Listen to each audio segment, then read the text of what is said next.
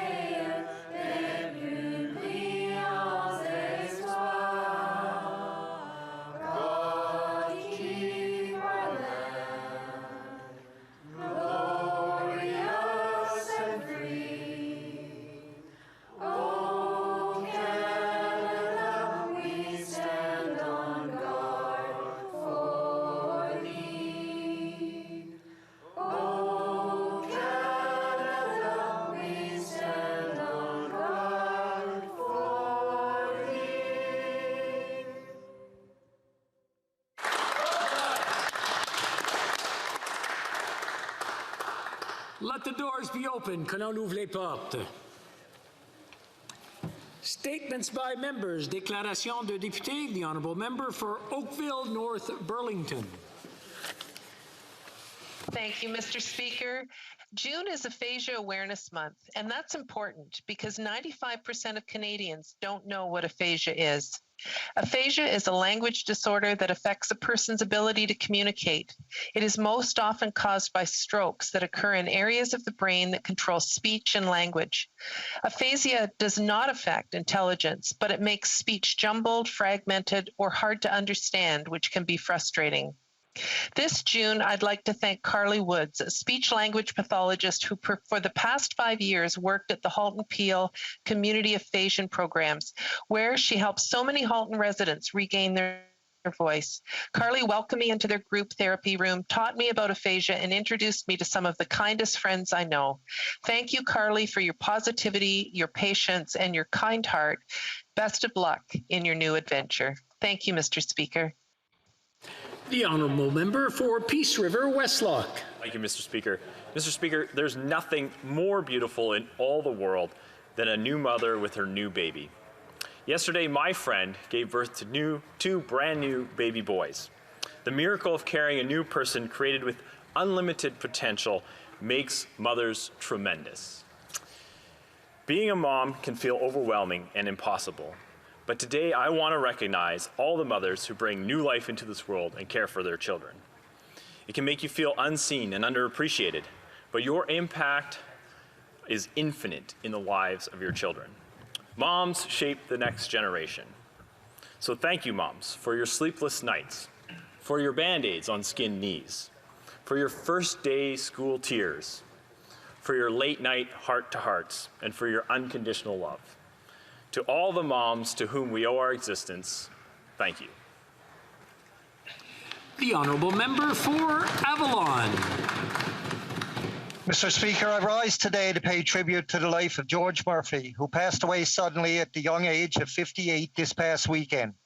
Every Newfoundlander and Labradorian knew George Murphy. He had a unique personality with a contagious smile and always a story to tell. George was known in our province as the gas guru.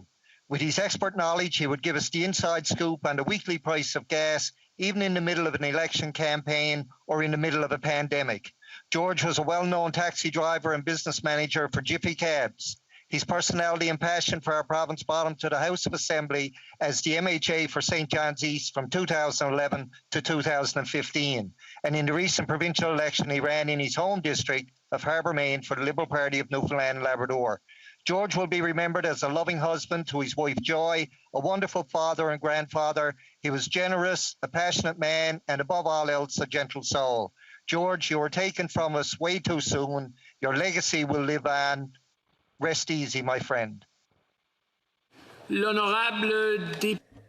The Honourable Member for Shefford. Mr. Speaker, sometimes you hear a story of solidarity that moves you to the core. In the middle of pruning season at the new Domaine Giroir vineyard, a 14-year-old boy named Yuan had a serious longboard accident that left him on the side of the road with a serious head injury. His friend Kayla, who was going to meet him, found him and ran a kilometer to get help. He was then taken to the hospital center in Fleurimont, where doctors said they feared he wouldn't make it. His parents, José and Martin, the owners of the vineyard, have been at his side ever since. Michel Robert, the owner of the Côte Rougemont vineyard, heard about the tragic accident and asked for emergency help from the region's wine growers. They answered the call and looked after the parents' vineyards while they were at their son's bedside. The winemakers, through this act of solidarity, saved the season for the new vineyard. They probably ensured the survival of this entrepreneurial couple's business. But above all, we should thank Kayla, Yuan's friend, who by running for help, saved his life. Honorable député de. The Honourable Member for Glengarry Prescott Russell. Mr. Speaker, like all Canadians, I was shocked, outraged, and horrified by the attack in London, Ontario. A few years ago, 3 generations of a single family paid the price for hatred and intolerance. This is an unacceptable act that affects not only Muslim Canadians, but all of us in this country.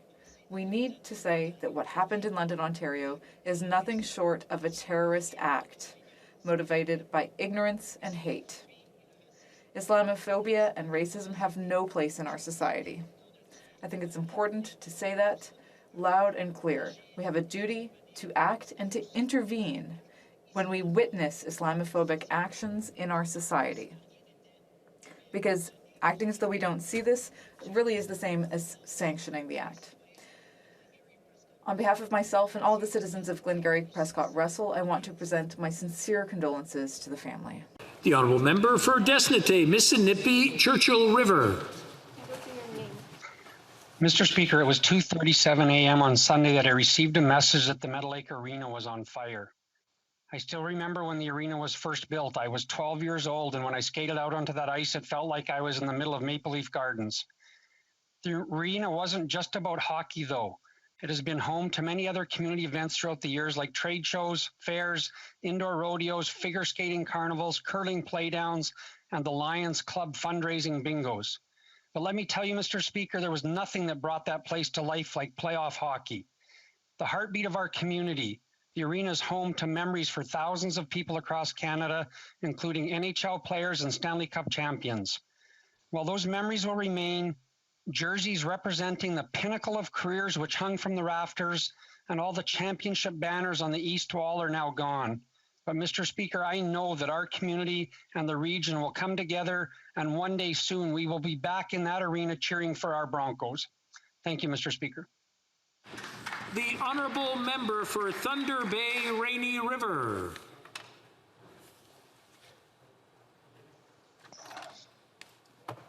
I wish to note the passing of a well-known, well-respected labor lawyer, Frederick Bickford, a resident in my riding who represented major industrial and institutional clients for 42 years. A true gentleman, Fred lived his life with faith and gratitude, generously working in the service of others to make the world a better place. A lifelong member of the Liberal Party, he loyally served the party in various roles over the years. As a young man, Fred served his country as a signal officer in the military and more recently as honorary colonel and Senate member of the Lake Superior Scottish Regiment. Fred's keen sense of justice governed his practice of law as well as his work on the Ontario Bar Association and Law Society of Ontario. Fred used his voice as a bencher with the Law Society to advance the goals of Indigenous reconciliation, equality, diversity, and inclusion, all principles he regarded as imperative for the vitality of our society. Fred's legacy of integrity, honor, kindness, and compassion remain to inspire others. Our thoughts are with his beloved wife, Cheryl, his loving sister, Joanne, and his 3 cherished children, Sean, Leanne, and Robert, and their families. Thank you, Mr. Speaker. The Honourable Member for Kenora.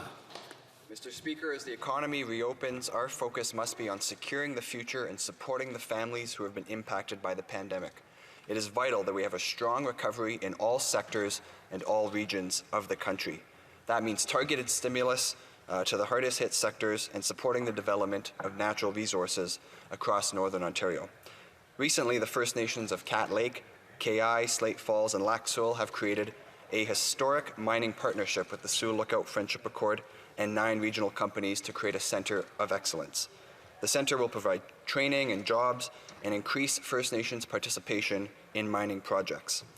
This partnership shows the importance of the mining sector to our economy and to the well-being of families across the Kenora riding. Mr. Speaker, I say congratulations to all involved for reaching this milestone, and rest assured that Canada's Conservatives will continue to support our innovative and world-leading mining sector. The honourable member for Etobicoke North. Mr. Speaker, I rise today to recognize and say thank you for a very special morning that I spent with the children and teachers of the Toronto West Seventh-day Adventist Church, a touchstone in our Etobicoke North community. Teachers Ms. Stacy and Ms. Susan had carefully taught the children about community service and government, and Keenan, Naomi, Kevin, and Quincy beautifully presented their questions. They wanted to know how to become a member of Parliament, what they would need to study, and how to run in an election, and what was rewarding and hard about community service. The children are smart, caring, empathetic, and they have big dreams. Naomi wants to be a scientist, and they are brave and wanted their voice heard in Parliament. Today, I thank the wonderful children and tremendous service of the Toronto West Seventh-day Adventist Church, which has provided healing, hope, and peace throughout the pandemic. The honourable member for Calgary-Midnapore. Mr. Speaker, we found out this week that NAV Canada distributed $7 million in executive compensation with taxpayer funds. This was after 700 workers lost their jobs and airline fees were hiked 30%. I received numerous messages over the last year from NAV Canada employees who told me of the fear of losing their job. This government is incapable of understanding what it is like for middle-class Canadians to earn a decent living without relying on a huge payout on the backs of taxpayers. Last week, we found out that Air Canada doled out more than $10 million to executives with Canadians' money as a result of this government's incompetence to negotiate an agreement that excluded the distribution of executive bonuses. Citizens are exhausted of this government being tone deaf to the average Canadian. They spin and distract in an effort to cover up and deflect their deception and inability. The Liberals side with bigwigs, while Conservatives try to secure the future for working people who only want paychecks. Only a Conservative government can secure the future for Canadians. The honourable member for St. Albert, Edmonton. Speaker, taking a page from the Chinese communist regime and its lack of transparency, this government, in defiance of Parliament, is refusing to turn over all documents relating to the shocking transfer of deadly pathogens from the Winnipeg lab to the infamous Wuhan Institute of Virology, and the termination of 2 scientists linked to the Wuhan Institute. This is a major national security breach. The safety of Canadians have been compromised. Canadians deserve answers, answers that are being impeded by this government. For a Prime Minister who once famously said that sunshine is the best disinfectant, it's time to let the sun shine in. Stop the cover-up and turn over the documents. The honourable member for London, Fanshawe. Never did I think I would see in my hometown such a horrific act of terror. But in London, Ontario, on a warm, peaceful Sunday evening at 8:40 p.m., a beautiful family went for a walk. Salman Afzal and his mother Talat, Madiha Salman and their daughter Yumna will never come home. And little 9-year-old Fayez is still in hospital recovering from his injuries. Last night, I attended a vigil at the London Muslim Mosque with more than 15,000 people, all there to mourn, to grieve, looking for solace, looking for hope, looking for answers. The outpouring of love and support makes me so incredibly proud of my community. But last night, everyone was there desperately calling for action against Islamophobia, against racism, and against too many other violent and hateful acts. We must act now. When we say that this can never happen again, we have to mean it. Muslim lives are at stake. Thank you, Mr. Speaker. L'honorable député. The Honourable Member for Repentigny. Currently, some 60 families are suing the Government of Canada in connection with the MK Ultra program, which is a CIA program that was aimed at developing mind control techniques. Some of these experiments took place in Montreal between 1957 and 1964. It's hard to believe, Mr. Speaker, but Montrealers were indeed subjected to brainwashing experiments financed by Ottawa and the CIA without their knowledge. Among the methods used were electroshock treatments with currents 30 to 40 times stronger than normal, the use of mind-altering drugs and other paralyzing substances with the goal of inducing subjects into a coma to see what would happen after they woke up. On May 25th, 2018, I stood in this House to ask the government to publicly apologize and compensate the victims of the MK Ultra program. I also wrote to my colleague, the member for Papineau, but 3 years later, I'm still waiting for his response. Now, it's not pleasant to admit that we let people be tortured, but it's the truth. The Canadian government must admit its guilt and compensate the victims of MK Ultra. The Honourable Member for Elgin, Middlesex, London. Thank you very much, Mr. Speaker. Last night, I stood amongst 10,000 Canadians who came together to grieve, commemorate, and address the issues of Islamophobia following the attack on a London family this past Sunday. Leaders from all levels of government, representing all political parties, came together to honor the Afzal family. Salman, Mazada, Yamna, and Talat. 9-year-old Fayez remains in the hospital with serious but non-life-threatening injuries. Together we community. Together we witnessed the number of people impacted. We must end racism. We must end hate. There needs to be hope, and that begins with all of us working together. As a parliamentarian and working in federal politics for many years, I have seen an increase of intolerance, and I have seen an increase in the fear. I pledge to work with leaders in our community and in this country to build a stronger, more inclusive society. We should feel proud to be Canadians, but that will come with patience and commitment. It takes more than words. The Honourable Member for Nepean. Thank you, Mr. Speaker. I'm horrified by the terrorist attack in London, Ontario, where a Muslim family was targeted and killed by an act of hate. Islamophobia continues to increase the death count in Canada, and it is not acceptable. I stand in solidarity with my Muslim brothers and sisters. Hate crimes are on the rise in Canada. Jewish Canadians are targeted by alarming rise in anti-Semitic incidents.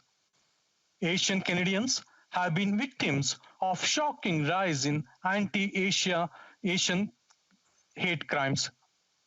To combat hate crimes, we need Team Canada approach, including a strong education component.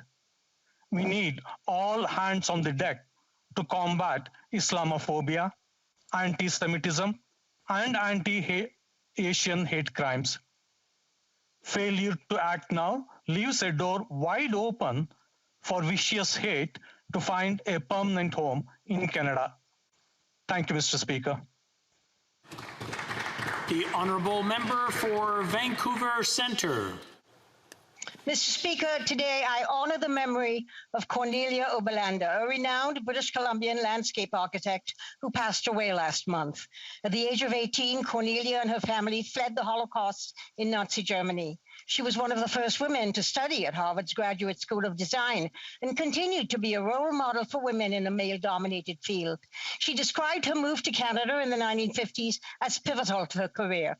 The freedom to create, the freedom to think differently was unlimited in this this young country, she said. In Vancouver, she designed the log seating on Vancouver's beaches, accessible public spaces in Robson Square, the Vancouver Public Library's rooftop garden, and Van Dusen Gardens. Central to her work was the idea that everyone should have access to green and environmentally friendly designs.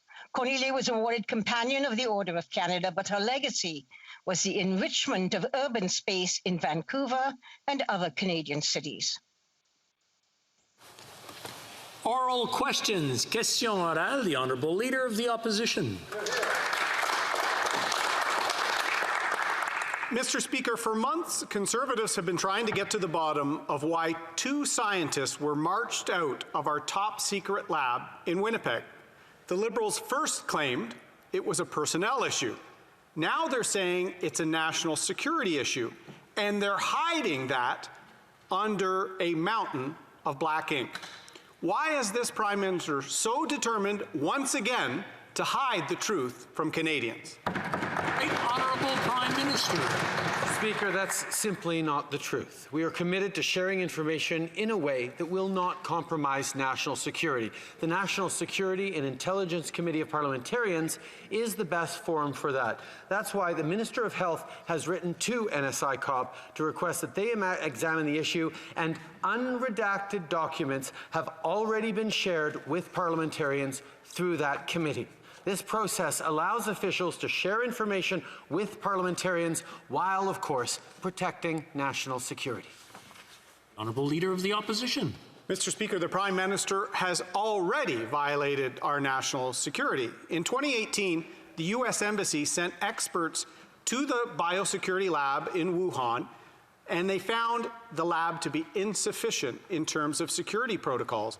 This was the same lab that this government was approving to transfer dangerous Ebola samples to. Again, I'll ask the Prime Minister, why are they covering up information about scientists, about policies between our top secret Winnipeg lab and the Wuhan Institute of Virology? Right Honourable Prime Minister. Speaker, once again, we have made sure that unredacted documents are available to parliamentarians through the National Security and Intelligence Committee of Parliamentarians, where the appropriate clearances are there so that parliamentarians can look into all matters of national security. We created that committee exactly for this purpose. Furthermore, espionage and foreign interference pose real threats to Canadian research security, which is why in March we announced further steps to integrate national security considerations into the evaluation of federally funded research partnerships. Honourable Leader of the Opposition. Mr. Speaker, media reports have confirmed that a database of 22,000 virus strains at the Wuhan lab was taken offline in September 2019. This database likely included the Winnipeg virus samples sent to Wuhan. Senior Canadian scientists warned against this transfer, Mr. Speaker. Media reports also showed that the Privy Council was involved immediately as soon as there were questions about the scientists that were fired. So many questions, Mr. Speaker, in Canada and globally. Will the Prime Minister acknowledge that there was a security breach at our top secret Winnipeg laboratory? Right Honourable Prime Minister. Mr. Speaker, as a government, we have always taken extremely seriously threats to national security and taken the appropriate measures in partnership with our national security agencies and intelligence officials. One of the things that we did as of 2015, which the previous Conservative government refused to do, was bring in a mechanism so that parliamentarians could look at and examine top secret documents in a way that aligns with what our allies always did. The Conservatives consistently voted against oversight of national security. We made it more transparent, and as I've said, we have shared unredacted documents with parliamentarians through the NSI COP committee. Honourable Leader of the Opposition. Mr. Speaker, this Prime Minister saying aligned with his allies in 2015? After the 2015 election, this Prime Minister reversed a decision on the ONET communications sale that was blocked to a Chinese enterprise for security grounds. This Prime Minister reversed it. At the same time, he was doing cash for access fundraisers with people connected to Beijing leadership. At the time, he was advancing a free trade agreement. He's the only Five Eyes ally that is still considering Huawei as part of our 5G infrastructure. When will this Prime Minister start to realize that Beijing is not a dictatorship he should admire? Right Honourable Prime Minister. Mr. Speaker, while the Conservatives continue to play political games, we are focused on standing up for Canadian interests, for defending Canadian businesses, for defending Canadians' national security, for working with our Five Eyes partners and partners around the world to ensure that our research institutions, our political institutions, our democracy is strong against all foreign interference and threats. The Honourable Leader of the Opposition. Mr. Speaker, for months the Conservatives have been attempting to ask why 2 scientists were fired at the Winnipeg labs. The Liberals say, initially they said it was a personnel matter. Now they're saying it's a national security matter. 2 contradictory messages that are very different from one another. Why is the Prime Minister hiding the truth from Canadians? The Right Honourable Prime Minister. Mr. Speaker, that's quite simply false. We're not hiding anything. We, in 2016, created a committee of parliamentarians who have the clearing to look at all documents touching on national security. That's a promise we made after years of a Conservative government under Harper, which was blocking all national security questions. So we created a committee that allows parliamentarians to look at very sensitive questions, and we provided unredacted copies of all the documents to them. The Honourable Member for Belleuil-Chambly. Mr. Speaker, in a press scrum yesterday, the Prime Minister answered some questions that are worrisome. There should be some clarification or correction in order. Can the Prime Minister explain what really makes no sense? What is the connection between a protective mask and Quebec's secularism? The Right Honourable Prime Minister. Mr. Speaker, when it comes to Quebec's secularism law, Quebecers are defending their rights before the courts, and we are monitoring the situation closely. Clearly, my position and my government's position has always been very clear. The Honourable Member for Belleuil-Chambly. Well, what's clear is that when Quebecers want to challenge Bill 21, they are getting financed to do that. I'd like to quote the Prime Minister. He says, I wouldn't be surprised if in the weeks and months to come there was more thinking to be done about the purpose and importance of Bill 21, in part because for the last year we've been spending a lot of time with masks covering our faces, and also because there's a real concern about the rise in intolerance and islamophobia. Is the Prime Minister telling Quebecers that there's a link between Bill 21 and intolerance and Islamophobia? Right Honourable Prime Minister. A number of times now, the Bloc has raised its concern about our court challenges program. We reinstated that program after the Conservatives scrapped it because we believe it's important for all Canadians to be able to defend their rights and to go to court to defend their fundamental freedoms, whether it's official languages or LGBT rights, or a question of religious minorities' rights. This government believes that people should be able to defend their rights in court, and we will always defend that principle. The Honourable Member for Burnaby South. Vous êtes en sourdine. You're on mute.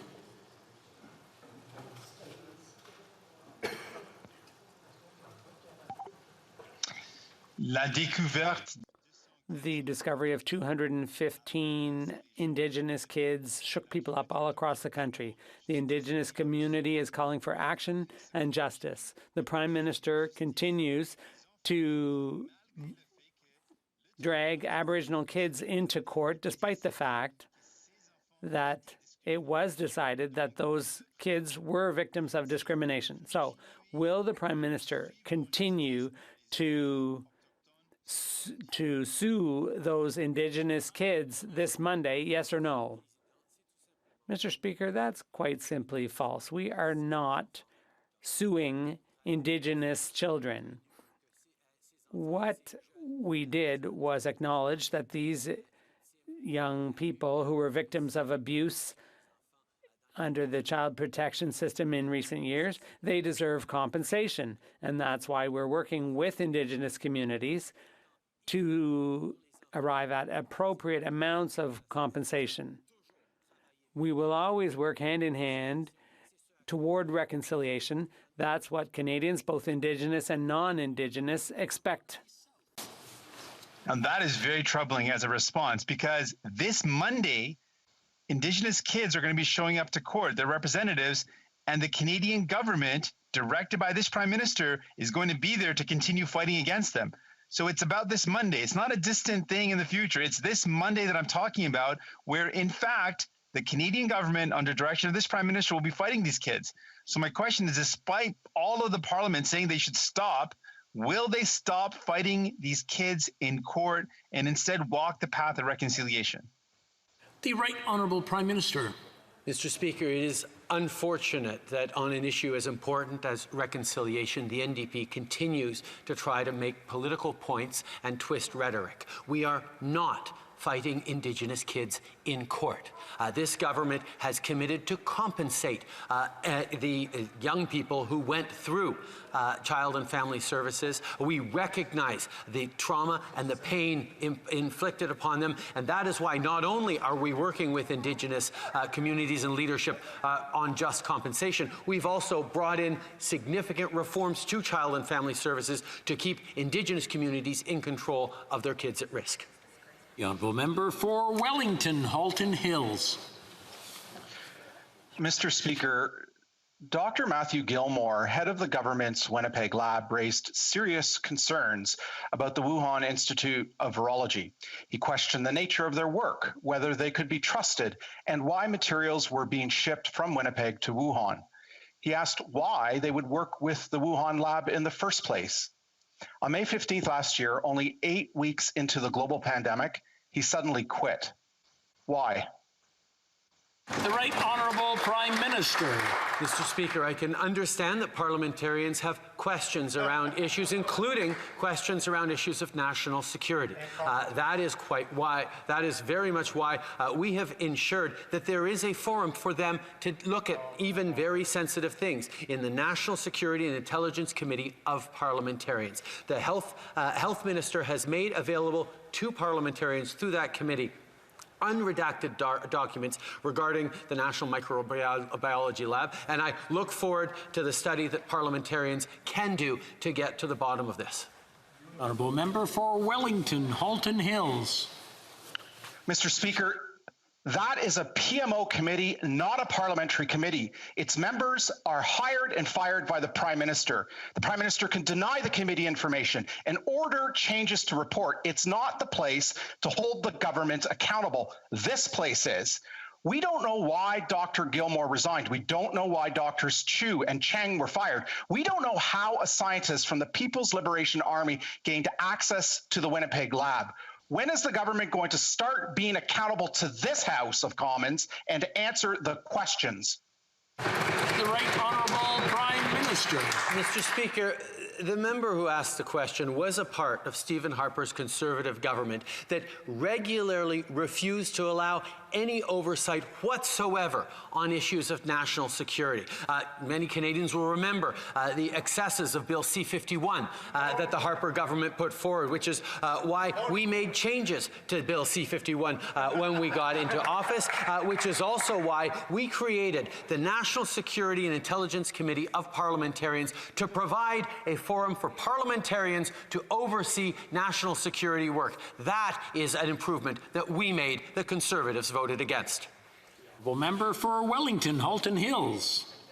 Mr. Speaker, when I sat on the other side of the House, I stood up publicly on numerous occasions and called on the government to be accountable to the House of Commons and its committee. I did in government what I'm doing in opposition, something this Prime Minister isn't doing. I have a very simple but serious question to the Prime Minister. This government expects Canadians to uphold the rule of law. In turn, Canadians expect their government to do the same. When will the government comply with the House order for the Winnipeg Lab documents? The Right Honourable Prime Minister. Mr. Speaker, the Winnipeg Lab documents in completely unredacted form have been given to parliamentarians through the National Security and Intelligence Committee of Parliamentarians. Two of that member's colleagues sit on that committee and will be able to follow up on any of those questions the member has brought forward. It is very important that at the same time, as we protect national security, we find a way for Parliament to hold us to account, and that is exactly what we've done with NSICOP. The Honourable Member for Louis Saint Laurent. Mr. Speaker, this is very, very serious, what happened between the Winnipeg lab and the Chinese lab in Wuhan.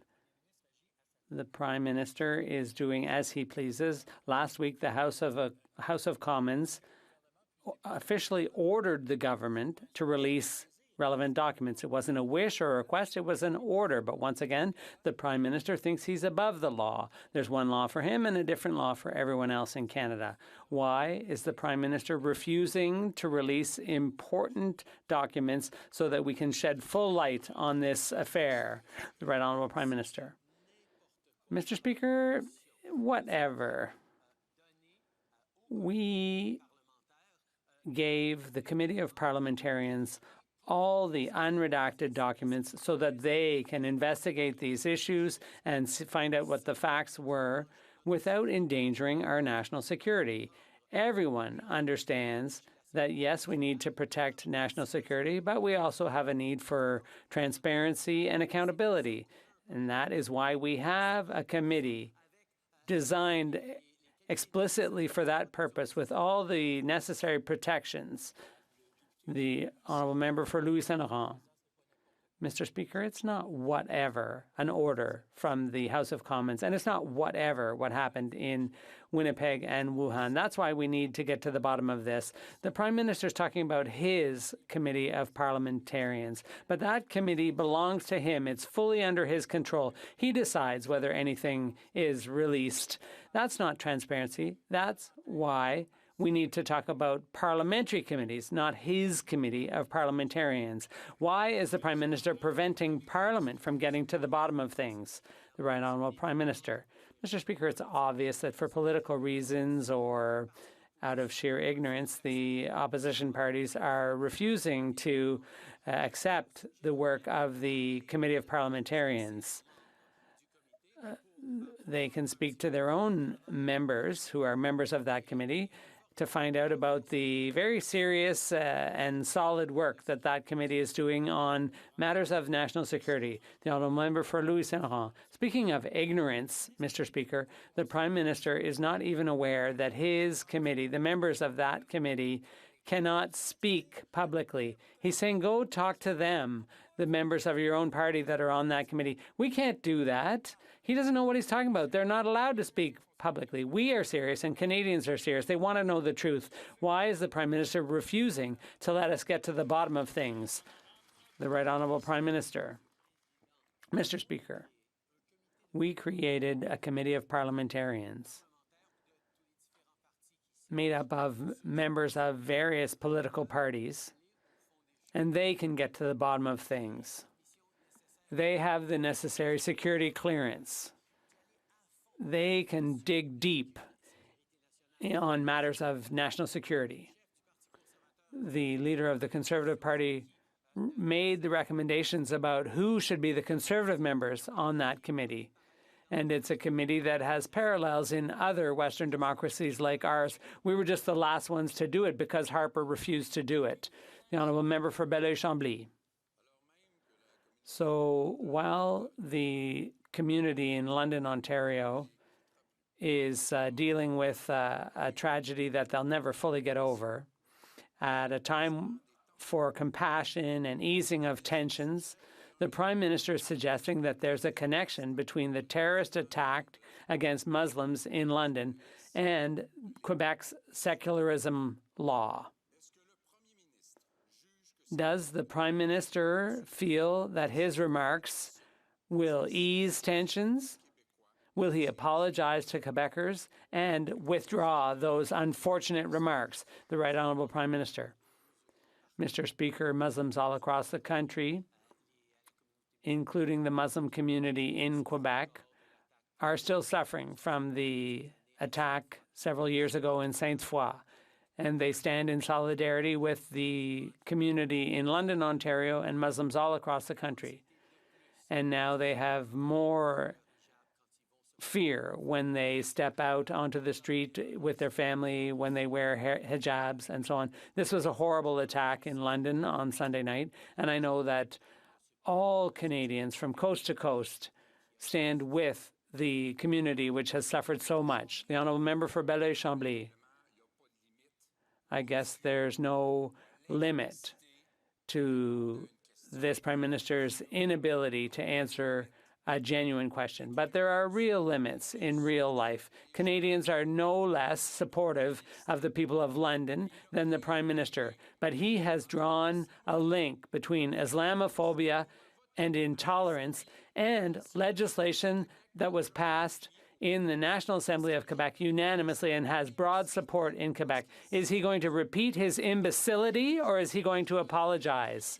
The Right Honourable Prime Minister. Mr. Speaker, despite the rhetoric from the leader of the Bloc Québécois, there are Quebecers who are going to court in Quebec to challenge that legislation, to defend their rights. And we are following the proceedings closely. And when it comes to Bill 21, I've already expressed myself very clearly on that. Bill. Today, the Prime Minister announced the indefinite continuation of the unsafe and unscientific hotel quarantine program. Even for fully vaccinated Canadians, no firm date was announced as to when they'll be able to forgo staying at federal facilities where sexual assaults, worker abuses, and COVID-19 outbreaks have occurred. Will the Prime Minister listen to the advice of his expert scientific panel and give a firm date for when the hotel quarantine program will be scrapped? The Right Honourable Prime Minister. Mr. Speaker, every step of the way we've been informed by science and experts and data on how to keep Canadians safe through this pandemic. We recognize that people are eager to get things back to normal. And we also know that as people get fully vaccinated, it will be possible to remove many of the restrictions in place. We will be making announcements around that in the coming weeks. The reality is, Mr. Speaker, that every step of the way, our top priority must be the safety and security of Canadians during what is hopefully the final months of this pandemic in Canada. The Honourable Member for Calgary, Nose Hill. Well, while other Canadians are doing their part in avoiding travel, the Prime Minister is about to travel internationally to go on a cocktail party-loaded photo op trip to London. Upon his return, he will not quarantine at the same facilities that every other Canadians have because he wants to personally avoid all of the problems that Canadians have experienced, and that's despicable. Worse, today he announced the indefinite extension of the hotel quarantine program. Why won't the Prime Minister listen to the expert panel advice of scientists and give a firm date for when the program will be scrapped? Sometime soon isn't a date. Right Honourable Prime Minister. Mr. Speaker, like all Canadians returning home via air during a pandemic, the delegation and I will be staying in a government-approved airport hotel. These are the same strict protocols that every traveller must follow, and we expect them to be applied to everyone. At the same time, Mr. Speaker, we recognize that being double vaccinated, as increasing numbers of Canadians are, as millions of doses continue to arrive every week into Canada, gives you an extra level of protection, which is why we're talking about loosening the restrictions for fully vaccinated Canadians in the coming weeks. Well, Member for Calgary, Nose Hill. The Prime Minister won't be staying at the same facility that every other Canadian is, and that's just ridiculous.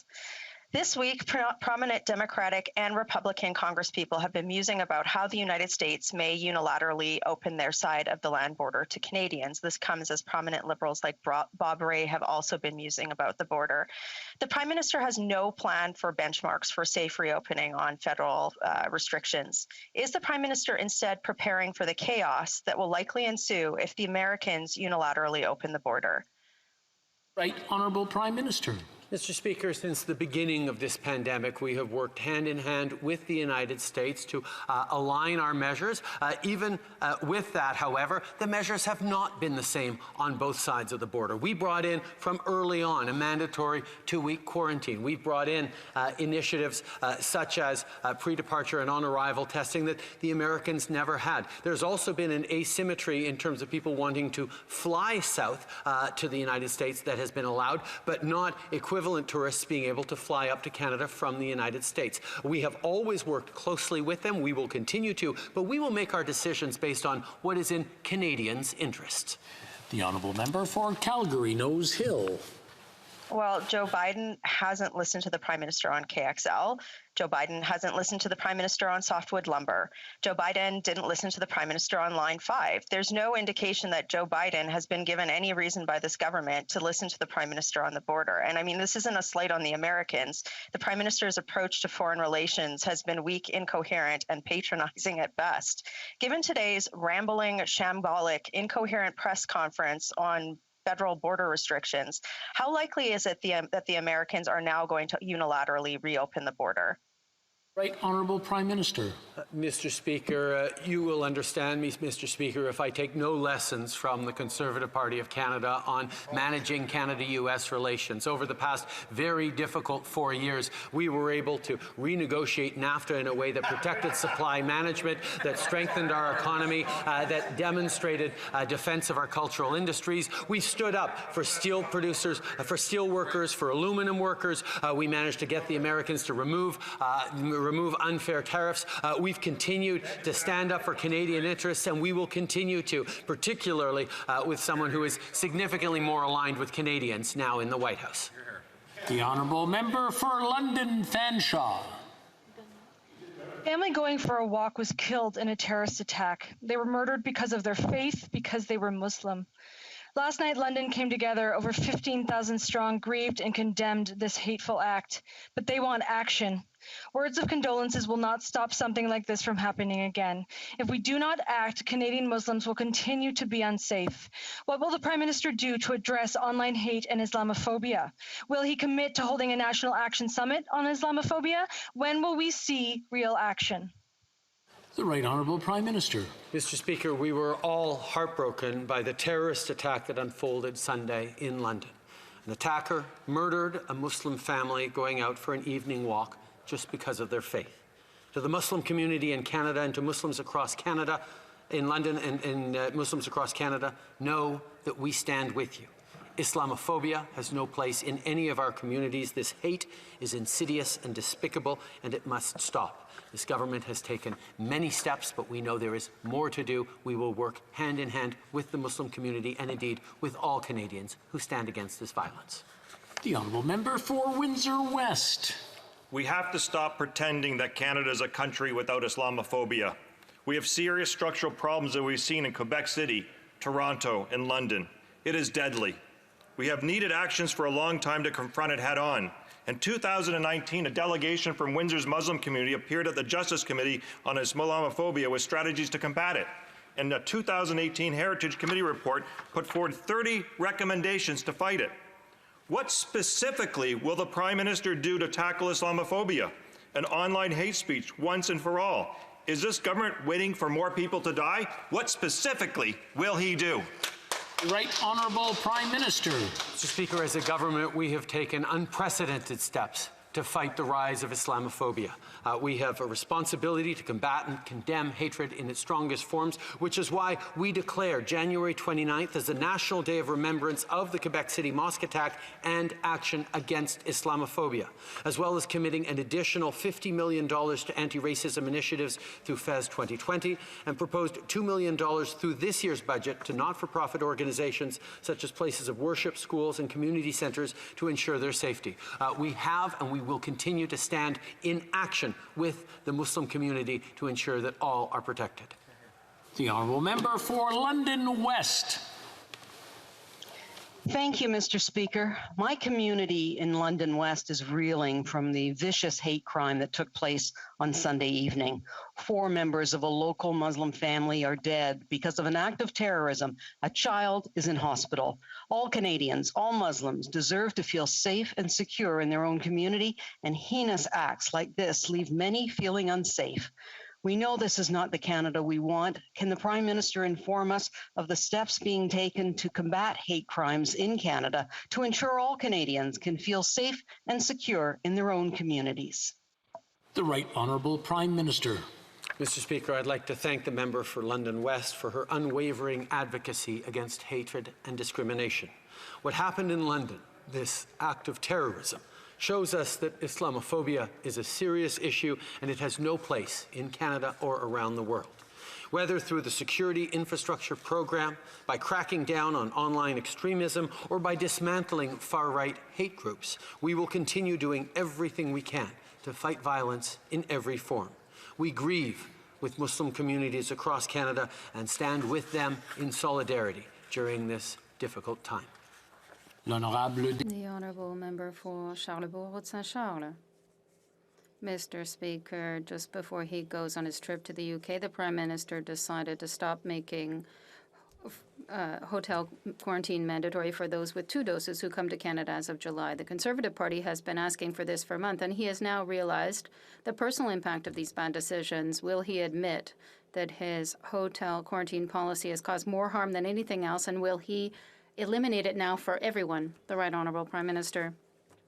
Mr. Speaker, we have always taken the measures required to protect Canadians and the measure to ensure that somebody tests negative before they leave an approved accommodation by the government when they come into Canada by plane has worked in order to detect cases and to protect Canadians from bringing in variants of COVID-19. We know that we must continue to protect Canadians as a priority during this pandemic, but we also recognize that people who are fully vaccinated should be able to have more freedoms. The Honourable Member for Charlebourg-Saint-Charles. Mr. Speaker, mandatory quarantine in the hotels was a fiasco from start to finish. And there were sexual assaults. A number of rooms had no locks on the doors, and for some travelers, the conditions were horrible. How many Canadians suffered needlessly because the Prime Minister did not take action, timely action during this health crisis? The Prime Minister has a second chance to admit that this is a terrible program. The Right Honourable Prime Minister. No, Mr. Speaker, because Canadians expect us to do everything we need to do to protect them during this health crisis. We know full well that the Conservatives have encouraged freedom for all. We saw this, unfortunately, that in some provinces this was a little bit more difficult because of this philosophy. As a government, however, we have always been there to put the safety of Canadians first. We will continue to take the measures required to keep people safe. The Honourable Member for Charlebourg-Saint-Charles. Mr. Speaker, I would like the Prime Minister to tell us what he's going to tell Canadian Olympic athletes, the ones who thrill us, unite us, inspire us as generations. They go into debt to wear the maple leaf on the top of the podium, but the Prime Minister decided that he'd prefer to relax hotel quarantine for professional hockey players, but not for athletes like Megan Benfito, Charles Philibert Thibauteau, Camille Fioladion. How can the Prime Minister justify this decision for Canadian athletes? The Right Honourable Prime Minister. Mr. Speaker, we are working with teams, institutions, and sports organizations, both amateur and professional, in order to ensure that athletes are safe, that people are protected, while they inspire and amuse us, as athletes always do. Health and safety of all will always take precedence. That is what has guided us from the beginning of this pandemic, and that is what will guide us right until the end of it. We will continue to work with our athletes and our sports organizations to ensure that we find the right balance. The Honourable Member for Charlebourg-Saint-Charles. Mr. Speaker, when we asked the Prime Minister to close the borders to avoid the worst, he called us racists. When we asked him to work with our allies and Canadian companies to work on vaccines, he chose the Chinese Communist regime. When we asked him to abolish hotel quarantine, he made fun of us. Well, since the Prime Minister will have to quarantine, can he tell us if he'll do it in a third-rate hotel, as he has forced so many Canadians to do? The Right Honourable Prime Minister. Mr. Speaker, as I indicated, the delegation that is returning, including myself, from the G7, will quarantine in an airport hotel equivalent to what all Canadians must do when they return from a trip. I must say, Mr. Speaker, that we have often been in disagreement with the Conservatives on their approach to the pandemic, and I know that Canadians have seen that our approach of putting the safety of Canadians first and investing in order to support Canadians has been the right choice. The Honourable Member for Lac-Saint-Jean. Mr. Speaker, in Quebec, the majority of Quebecers believe that the best way to protect all religions is for the state to have none. For Quebecers, secularity has helped to have increased social cohesion and a better harmony for all. The Prime Minister would rather have us believe that Bill 21 incites intolerance and Islamophobia, and in practically inviting people to challenge it. Will the Prime Minister commit that the government neither finance directly nor indirectly a court challenge of Bill 21? The Right Honourable Prime Minister. Mr. Speaker, I know that all Quebecers hold dear the defense of human rights, individual rights. It's very important for all societies across the country and throughout the world. The reality is that there are Quebecers who have chosen to challenge this legislation, as they are entitled to do before the provincial courts, and they are doing so. We respect, obviously, that choice. The Bloc and other Quebecers should respect that choice that some Quebecers are making to challenge that legislation. For our part, we will continue to follow this file. The Honourable Member for Lac-Saint-Jean. Mr. Speaker, the Prime Minister must avoid all kinds of generalizations. It's quite simply irresponsible in the current context to blame Bill 21 for the absolutely terrible events that recently occurred. While we each have the responsibility to come together, the Prime Minister and other politicians from other parties prefer instead to point fingers. That is not, Mr. Speaker, how we express our solidarity. That's not how we make things better. And that is not how we stand united. Will the Prime Minister withdraw his words? The Right Honourable Prime Minister. Mr. Speaker, following this terrible attack in London, as after the attack at the Sainte Foy Mosque, what is important is to listen to the Muslim community in Quebec, in London, and elsewhere, to understand their concerns and fears. And if we really want to stand united, I would strongly encourage the Bloc Québécois members to listen to the Muslim community, which is expressing some concerns about what they are experiencing in Quebec. Member for Mission Matsky Fraser Canyon. Mr. Speaker, the government loves to announce they're spending billions of dollars on housing, but we're years into their national housing strategy and they've got nothing to show for it, except for higher prices and a market that's more and more out of reach for Canadians. Can the Prime Minister please explain why he's intent on destroying the hopes and dreams of Canadians and new immigrants who just want to own a home? The Right Honourable Prime Minister. Mr. Speaker, once again, the Conservatives never let facts get in the way of a good political attack. The facts, Mr. Speaker, are that as new numbers show, the national housing strategy is helping over 200,000 families get the housing they need by building new homes, by repairing existing ones, and by helping with costs. Since 2015, our government has supported the creation of nearly 100,000 new units and repaired over 300,000 more across housing programs. But we're not stopping there, Mr. Speaker. Budget 2021, which the Conservatives voted against, includes funding for the construction, repair and support of 35,000 affordable housing units. The Honourable Member for Mission Matsky Fraser Canyon. Well, Mr. Speaker, I'll take no lessons from a Prime Minister who's squeezing out a generation from home ownership under his watch. The HUMA report, Indigenous Housing, the Direction of Home, was tabled on May 26. Will the government persist in a paternalistic, Ottawa knows best approach, or will the government commit to implementing and supporting a for Indigenous, by Indigenous approach to empower Indigenous Canadians with the autonomy to address their own unique housing needs? Honourable Prime Minister. Mr. Speaker, that is exactly what we have been doing for a number of years, working directly with Indigenous leadership and Indigenous communities on meeting specific housing needs. That is something that we recognize, we have long recognized, needed leadership from the federal government. Unfortunately, the Conservatives, when they were in government, refused any role for the federal government on housing.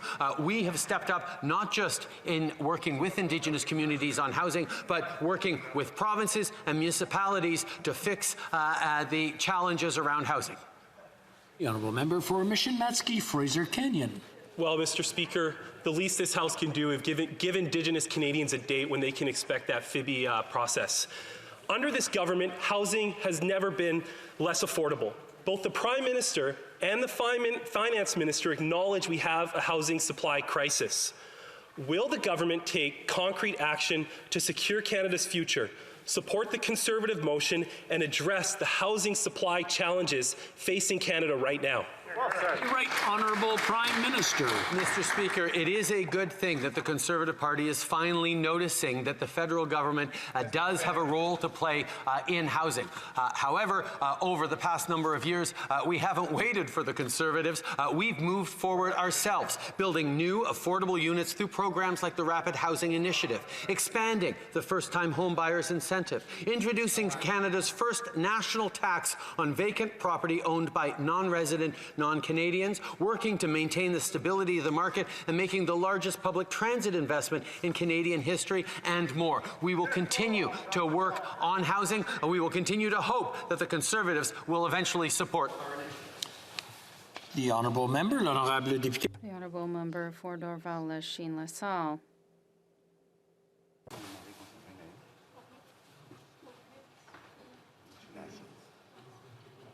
Point of order, Mr. Speaker. I believe it's Vimy. Okay, we'll change that to Vimy then. L'Honourable. The Honourable Member for Vimy. Mr. Speaker, affordable housing is a major concern for my constituents in Vimy, be you a young person who has moved to a new city to go to school, or a couple trying to start a family. It's essential to be able to find a safe, affordable place to live to make your dreams come true. This is an important goal that we all need to work to achieve. Can the Prime Minister give us an update on the measures taken by the government to make housing affordable and accessible to all Canadians? The Right Honourable Prime Minister. Mr. Speaker, I want to thank the member for Vimy for her hard work and this important question. We introduced the very first national strategy on housing, a 10-year, $70 billion plan that will allow us to provide housing to hundreds of millions of thousands of Canadians and eliminate chronic homelessness. The budget of 2021 budget adds $2.5 billion so that Canadians can have the housing they need. We will continue to invest in affordable housing to ensure that it is a reality for all. Of the opposition. Mr. Speaker, Canadians watching question period today will see one thing. It's not answer period when it's the Prime Minister. The Winnipeg lab security breach could be the largest security breach in our history. And our question, why did we send virus samples to Wuhan? Why was there access given to scientists with deep ties to the Chinese military? Why did the director of the Winnipeg lab resign shortly into the pandemic? There's a cover-up on all of these simple questions that Canadians deserve an answer to. The documents are not being shared with this House of Commons, defying an order. Did this government share those documents with the media or any outside sources?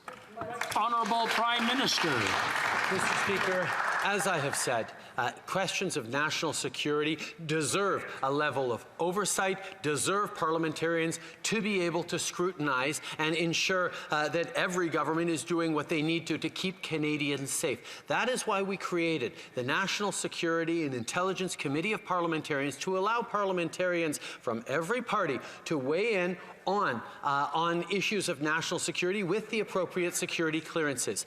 The Health Minister has made available to that committee unredacted documents, and we hope that they will go through those documents and answer the questions that they have. The Honourable Leader of the Opposition. Mr. Speaker, when 2 scientists were marched out and fired from our top secret virus lab in Winnipeg, the government first said it was a personnel issue. Then they said it was a national security issue. And today the Prime Minister read some remarks about foreign espionage in relation to our questions on the Winnipeg lab. So will the Prime Minister elaborate on his answer today? Will he confirm that the security breach at our Winnipeg lab was related to espionage from China?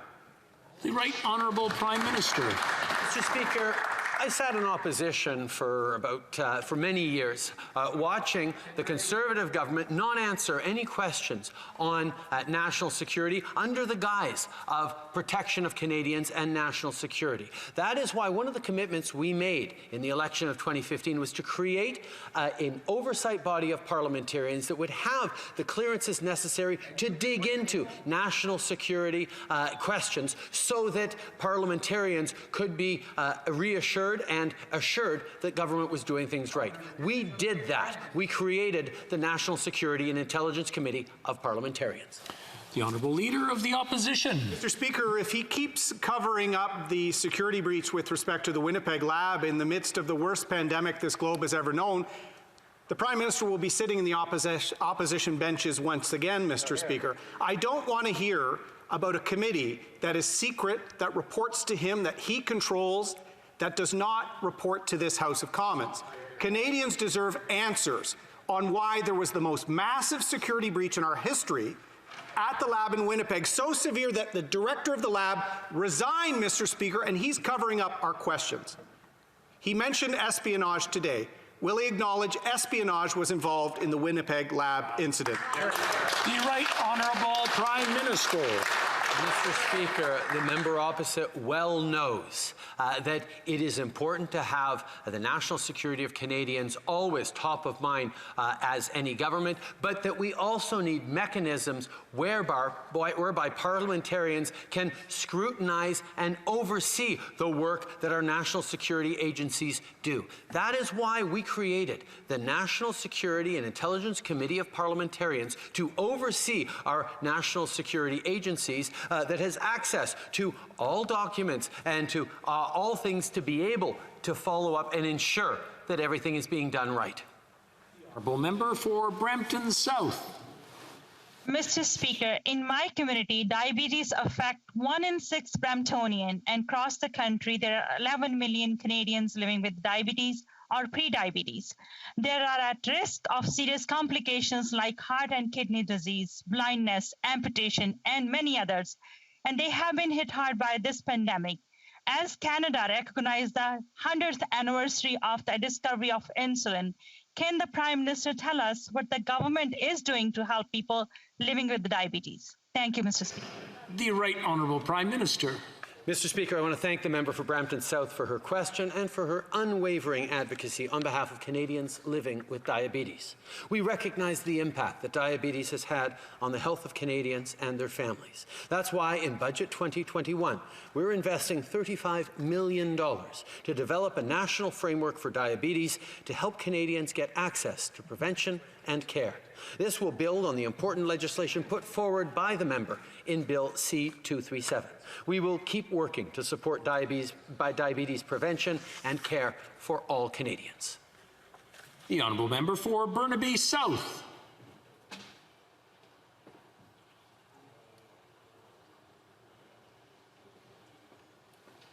The Honourable Member for Burnaby South.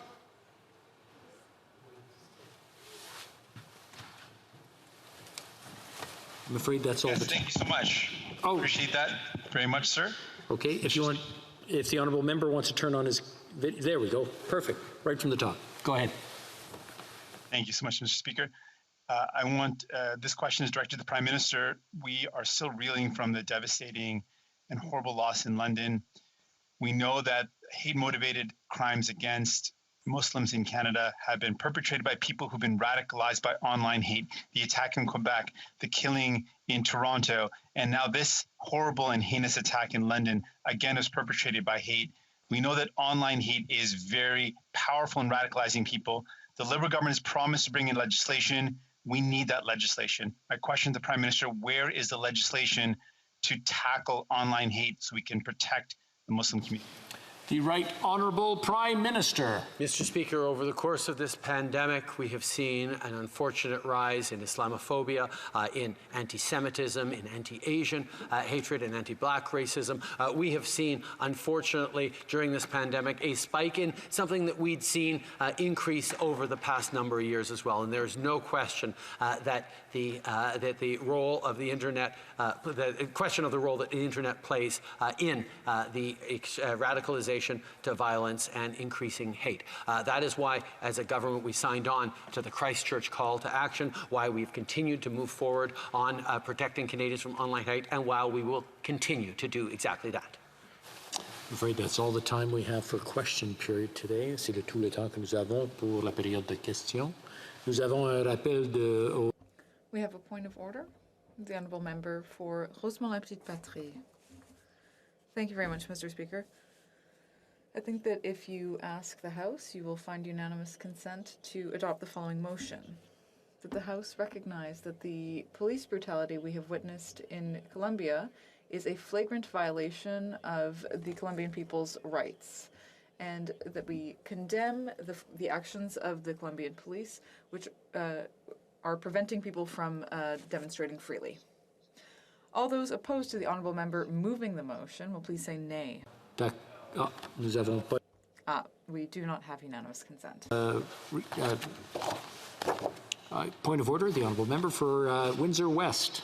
Thank you, Mr. Speaker. And in my question to the Prime Minister, I referenced a document taking action against systemic racism and religious discrimination, including Islamophobia, from a report from the Standing Committee on Canadian Heritage. And I have both official copies of the recommendations, and if you ask it, I would hope there would be consent for me to retable these given the events that have taken place over the last number of days. All those opposed to the Honourable Member moving the motion will please say nay. Okay, we have agreed. Oh, we don't have unanimous consent, I'm afraid. It being 3:14, pursuant to order made on Monday, January 25th, 2021, the House will now proceed to the taking of the deferred recorded division on the motion at second reading stage of Bill C-262, Private Members' Business. Convoquez les députés. Call in the members.